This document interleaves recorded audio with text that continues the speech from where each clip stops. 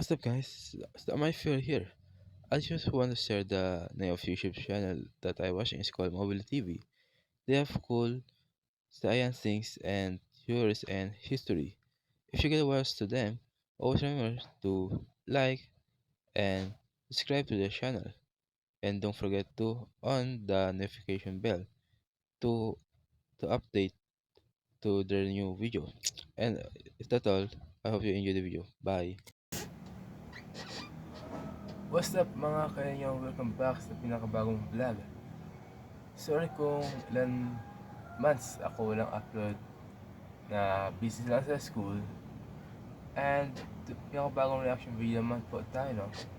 So, ang panoorin po natin is The Battle of Yugtong. Isang history na Philippines history din and Korean, no? Na tungkol sa war World War II yata to. Kaya tara, react natin to. Let's go. Mga kaya mag-reaction video na tayo. Let's go. Paano nagwagi ang 900 na sundalong Pilipino laban sa 40,000 na kalaban? The Battle of Yultong. Ang bansang South Korea ay isa sa mga pinakamalapit na kaibigan ng ating bansa. Maraming Koreano ang dumarating sa Pilipinas bawat taon upang mag-aral o magbakasyon. Napakalaki ng kanilang tulong sa ating ekonomiya dahil sa turismo at iba pang public works.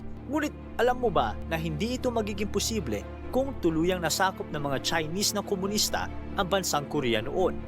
Paano kaya sila nakipaglaban sa mga mananakop? At ano ang importanteng papel na ginampanan ng mga sundalong Pilipino sa pagkamit ng kasarinlan ng South Korea? Ngayon ay malalaman natin ang tungkol sa Battle of Yultong. Nagsimula ang Korean War noong June 25, 1950, noong tumawid sa border ng 38 parallel ang mga sundalo ng North Korea na suportado ng USSR at China sa pag-attempt na i-capture ang kabisera ng South Korea and Seoul. Dahil dito, rumisponde ang United Nations Security Council sa pag-deploy ng military forces upang pigilan ang invasion. Noong August 7, 1950, ipinadala ni Presidente Elpidio Quirino na may basbas ng Kongreso ang 7,420 Filipino combat troops papuntang South Korea.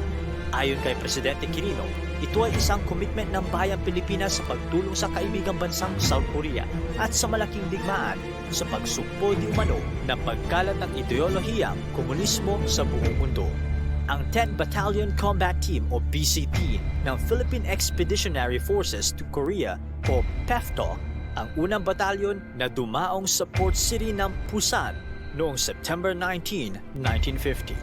Ang 10th BCT ay mayroong 1,303 na enlisted men at 64 na officers na layo maging motorized battalion na magmamaneho ng mga tangke mula sa US, pero dahil walang tangkeng dumating, ginawa na lang silang heavy weaponry unit.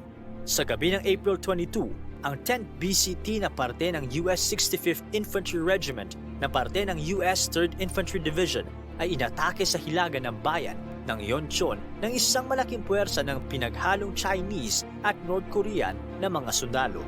Ang operasyong ito ay tinawag na The Great Spring Offensive ng China, isa sa pinakamalaking opensiba ng 44th Division ng Chinese People Volunteer Army o PVA at ng North Korean Army noong Korean War.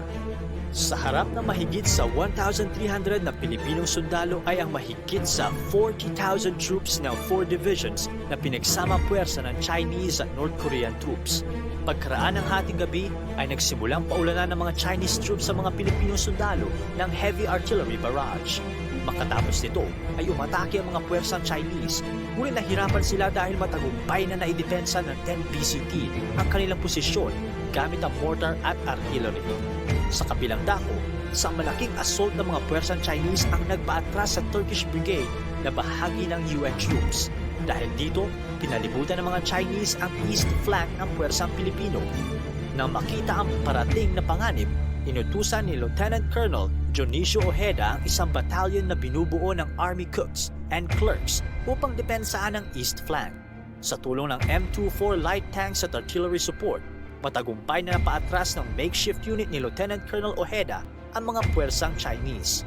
Patuloy na nanganib ang posisyon ng mga sundalong Pilipino nang mapaatras ng Chinese troops ang Puerto Rican 65th Infantry Regiment na nasa West Flank. Nang mapalibutan na ang pinagsamang puwersa ng Chinese at North Korean ang mga Pilipino sa magkabilang flanks, unti-unting lumusob ang mga puwersa ng kalaban. Ngunit napigilan sila ng isang platoon ng sundalong Pilipino na nakaabang sa tuktok ng isang burol malapit sa Yultong. Ang platoon na ito na pinamumunuhan ni First Lieutenant Jose Artiaga ay dinatinag at nanatili sa kanilang posisyon sa kabila ng panganib. Dahil dito, Damn bro, man, matap man talaga ang mga Pilipino noon. But medyo naman matapang sila hanggang ngayon. ang commander ni First Lieutenant Artiaga Yo, pogi ng Commander nila pre. Grabe na animation nila pre. Pogi ang Commander nila pre. Let's go. na si Captain Conrado Yap ay nagkaroon ng tsansa na magsagawa ng counterattack. Ang counterattack ay matagumpay na sinagip ng mga trap na platoon sa burol at pinigilan din ang Chinese troops na sumulong pangmuli. Sa kasamang palad, sina First Lieutenant Artiaga at Captain Yap ay nabawian ng buhay sa kasagsagan ng Yo, what? pakikipaglaban. Sa pagsapit ng umaga noong April 23, nagutos si Lieutenant Colonel Ojeda ng ikalawang counterattack gamit ang M24 tanks. Nasurpresa ang mga Chinese at tumatras sila mula sa burol na kanilang sinubukang angkinin. Nakipaglaban ang mga sundalong Pilipino hanggang inutusan sila na umatras noong tanghali at sabayan ang iba pang division sa timog. Sa kabuuan, 15 na sundalong Pilipino ang nasawi, 26 ang nasugatan at 14 ang missing in action. Sa side ng pinagsamang puwersa ng North Korean at Chinese, mahigit sa 500 ang nasawi sa bakbakan. Ang kabayanihan ng 10th BCT ang naging sanhi ng matagumpay na pag-withdraw ng US 3rd Infantry Division na kalaunan ay naging instrumental ng pagkapanalo ng US at UN forces sa Korean War. Ang digmaan sa Yultong ang kauna-unahang tagumpay ng mga sundalong Pilipino sa labas ng bansa. Ngayon, isang monumento ang nagsisilbing pagpupugay sa kabayanihan ng puwersang Pilipino ang makikita sa War Memorial of Korea at noong July 27, 2018, ginawaran si Captain Conrado Yap ng First Class Tagyuk Cordon of the Order of Military Merit sa 65th anniversary ng Korean Armistice Agreement. Ginawaran din ng Taegyuk Cordon ang 10th BCT member na si Major Maximo Young para sa kanyang kabayanihan sa digmaan ng Yultong. Mas mayaman at mas malago ang ekonomiya ng South Korea, kaya malaki ang tulong na ating natatanggap mula sa kanila. Ang bayaning nakipaglaban para sa kanilang kasarinlan ay dapat natin pahalagahan dahil sa kanilang malaking kontribusyon sa masayang relasyon na ating.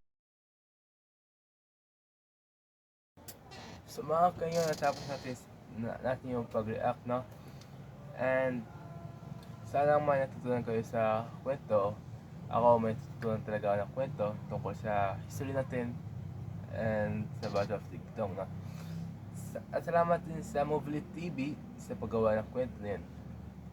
Mag-subscribe kayo sa channel nila and mag-like din kayo. And siyempre sa akin channel din, no? Subscribe din kayo if gusto nyo mga content nito, mag-react sa mga history. At di lang din sa tayo mag-react sa history, no? Comment din kayo kung ano gusto nyo i-react ko din.